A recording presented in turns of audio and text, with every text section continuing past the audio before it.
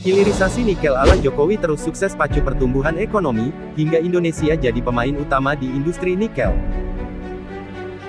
Strategi Presiden Jokowi untuk memacu pertumbuhan ekonomi melalui kebijakan hilirisasi nikel sangat berhasil. Sebab itu, banyak pujian disampaikan oleh banyak pihak kepadanya.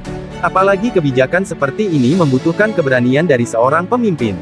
Sebab dengan hilirisasi nikel, itu berarti Indonesia mulai menghentikan ekspor bahan mentah lagi keluar, dan mulai ekspor bahan yang setengah jadi dan jadi. Sudah pasti hal ini mengurangi nilai tambah bagi negara-negara global yang sebelumnya memperoleh distribusi bahan nikel mentah dari Indonesia. Keberhasilan dari kebijakan ini terlihat dari beberapa hal. Pertama, yang pasti, kebijakan strategis dari hilirisasi nikel ini menciptakan daya tambah bagi ekonomi Indonesia dari sektor nikel. Bukti signifikansi dari peningkatan nilai tambah ekspor nikel ini bisa dilihat dari perbandingan pendapatan dari tahun ke tahun. Pada 2017, ketika nikel diekspor dalam bentuk bahan mentah, pendapatan yang diperoleh Indonesia sebesar 3,3 miliar dolar. Pada 2021, meningkat lagi menjadi 21 miliar dolar. Lalu pada 2022, pendapatan yang diperoleh mencapai 30 miliar dolar. Selain itu, hilirisasi nikel ini juga akan memicu pertumbuhan industri nikel di dalam negeri, dimulai dengan adanya sarana yang mendukung seperti pembangunan smelter, memicu investor berinvestasi di dalam negeri, dan menyerap tenaga kerja dari dalam negeri.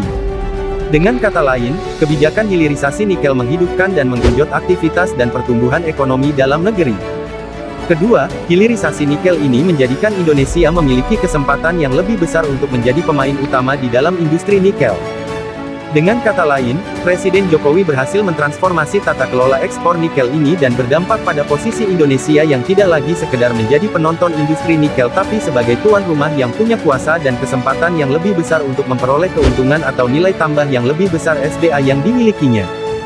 Ini sejalan dengan amanah dari UUD 1945 bahwa kekayaan alam yang terkandung di bumi Indonesia hendaknya dikelola sebaik-baiknya oleh negara untuk bisa mendatangkan kesejahteraan yang sebesar-besarnya bagi rakyat. Hilirisasi nikel adalah cerminan dari cita-cita itu. Sebab nikel sebagai SDA yang ada di perut bumi Indonesia, hanya bisa bernilai lebih besar melalui kebijakan hilirisasi. Selain itu, Presiden Jokowi diapresiasi sebab dalam banyak kebijakannya, seperti hilirisasi nikel, analisa dan kalkulasinya sangat matang. Kebijakan dan realisasinya membawa manfaat yang sangat besar bagi masyarakat.